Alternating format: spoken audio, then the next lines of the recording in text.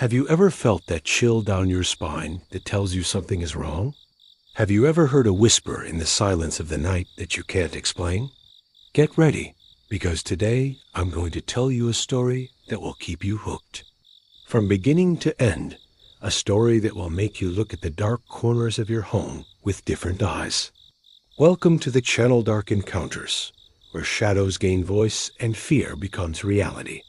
If you like stories that give you goosebumps, that challenge what is real, sign up now and activate the bell so you don't miss any encounter with the unknown. Now, turn off the lights, turn off the outside world, and come with me on this terrifying journey. Because what you are about to hear may be closer than you think. Story 1. Have you ever felt that something was wrong before it even happened? I, Clara, didn't believe in these intuitions until the night I rented that isolated house on Airbnb to escape the chaos of the city. Stress was consuming me, and I needed silence, peace. At first, everything seemed perfect. A simple house in the middle of nowhere, surrounded by nature. But on the first night, what I thought was tranquility turned into the beginning of my worst nightmare. As soon as I turned off the lights, I noticed a strange silence, a heaviness in the air that didn't let me breathe properly. The door to my room, which I had locked, was ajar. I got up to close it, but when I looked again, it was locked. I thought maybe it was my tired mind playing tricks on me, but then I heard a whisper, a barely audible sound, like a murmur coming from the walls from the darkness. My heart raced. Fear began to tighten in my chest. It wasn't the wind, because the window was closed. It wasn't an animal, because the noise was like a low, muffled voice. I woke up several times that night with the feeling that I was being watched. Objects around me would move when I wasn't looking. A book I had left on the nightstand appeared on the floor. The empty chair had fresh marks from where something had passed by. The invisible presence was there, inside the house, watching me, playing with me. I could feel its heavy gaze, a silent threat that made me want to run away, but at the same time paralyzed me. It was as if the house had become a maze from which I could not escape. The next morning, my search for answers led me to find hidden cameras in various corners of the house, tiny electronic eyes that captured everything. The feeling of invasion and danger became real. Who was watching? Who was living here with me, in the shadows, manipulating my fear? The house that was supposed to be my refuge turned into a prison, and psychological terror began to dominate my every thought. My mind began to question what was real and what was a figment of my imagination, but the evidence could not be denied. I was trapped in a cruel game where an invisible hunter moved the pieces, toying with my sanity. Each night, the silence became more oppressive, the shadows thicker, the whispers closer. Paranoia took over. I doubted myself, my memories, reality. Trying to find a way out, I explored every corner of the house, but it seemed like everything there conspired to keep me trapped. Doors that creaked, footsteps that weren't mine, a presence that approached and retreated, observing me, testing me. Fear consumed me, and the urge to run away grew, that the unknown was a trap. The feeling of being manipulated by someone I could never see was the worst torture. With each attempt to escape, the house seemed to change, transforming into a sinister labyrinth that trapped me deeper in its darkness. The invisible hunter didn't need to appear. His presence was enough to drive me mad. It was a confrontation between my sanity and an entity that used fear as a weapon, that fed on my doubt and terror. I felt my strength drain away, my mind being pulled into the abyss of madness. The fight for survival in that place was silent and devastating. I needed to stay calm, find a way to prove that I wasn't alone, that there was a real threat there. But what could I do against an enemy that lurked in the shadows, invisible, relentless? With each passing night, I lost a little more of myself, sinking into an endless nightmare. Would I be able to escape from that house? Or would the invisible hunter have me as his next victim, forever trapped in a game of shadows and fear? The clock was ticking, and I knew that time was against me. The only certainty was that night, my life would change forever, marked by the presence that never showed itself, but that never left me in peace. Story 2. From that first night, something inside me changed forever.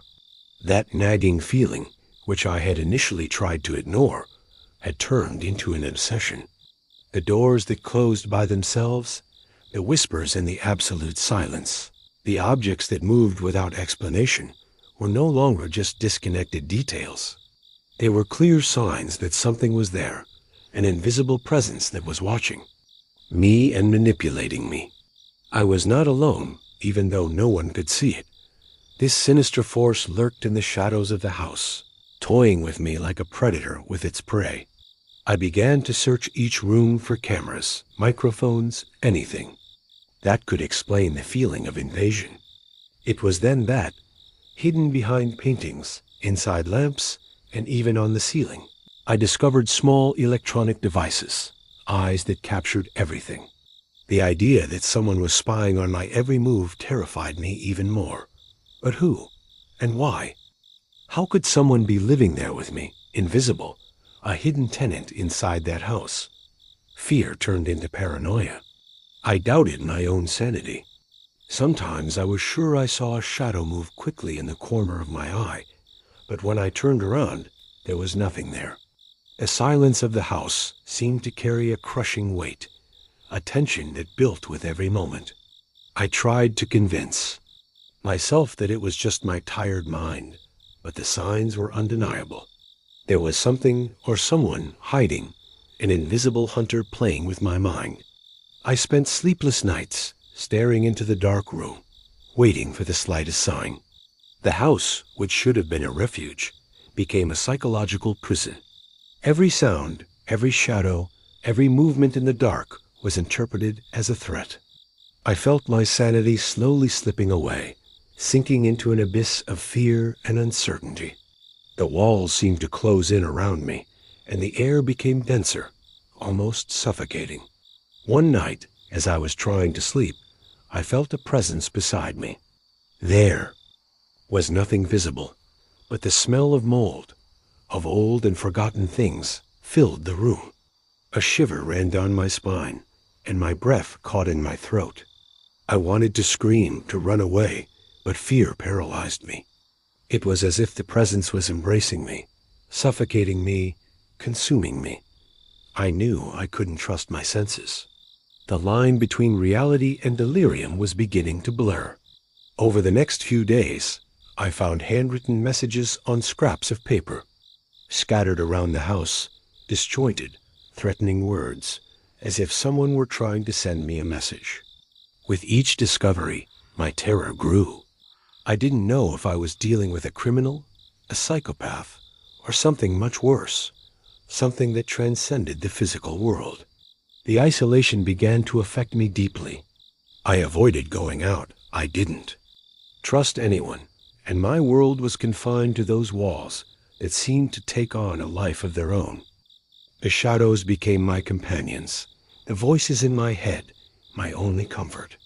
I knew I needed to escape, but the invisible hunter always seemed to be one step ahead, blocking my escape route.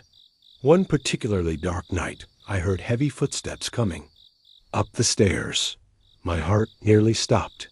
There was no one there, but the sound persisted, getting closer and closer. I ran to lock the doors, to hide, but terror overcame me completely. The feeling of being watched was overwhelming, and my mind lost itself between reality and imagination. A fight for survival in that place became a daily battle against my own fear and against the invisible presence that controlled everything. I needed to stay calm, to find the strength to resist, but the house seemed to want to consume me, to erase who I was. Each night was a test of my sanity, and I didn't know how much longer I could endure. What I feared most was that the invisible Hunter was not just a man, but something that had been inhabiting that house for a long time, feeding on the fear and madness of those who entered it. I was trapped in a nightmare from which I could not wake up, a race against time to find a way out before it was too late. Story 3. That night changed everything for me. What seemed like a peaceful escape to finish my project turned into the beginning of a nightmare from which I could not escape. My name is Joao, and the last reservation I made on Airbnb in a remote and isolated house turned out to be my worst decision. I arrived hoping for peace, but I found a heavy silence, an oppressive atmosphere that seemed to suck the life out of me. The house was strangely empty, as if time had stopped there. Personal objects scattered around the house indicated a sudden and desperate departure of the previous resident. Clothes piled up, half-finished dishes, a cold cup of coffee on the kitchen table. Everything made me feel that something terrible had happened there. At that moment, the feeling that I shouldn't be there began to grow. During the first few days, I noticed little things that disconcerted me. A door that creaked by itself, shadows that seemed to move quickly, inaudible whispers that I tried to attribute to the wind. But when I began to find strange symbols painted on the walls, made with a dark material that looked like dried blood, my fear became real. There were unlit candles, remnants of occult rituals, and a presence that I could not explain. The house seemed alive, breathing an ancient, dark energy. My body reacted to this with constant chills, and my mind began to question my sanity. Was all of this real? Or was it just the result of stress and loneliness?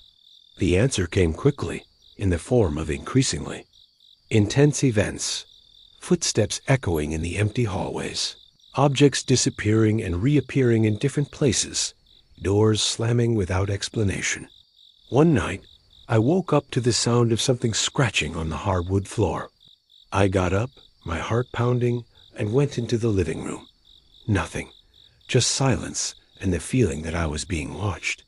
In the kitchen, I found a candle that I hadn't lit, its flickering glow casting shadows that seemed to dance. It was then that I realized I wasn't alone. There was something there, something that didn't want me to stay.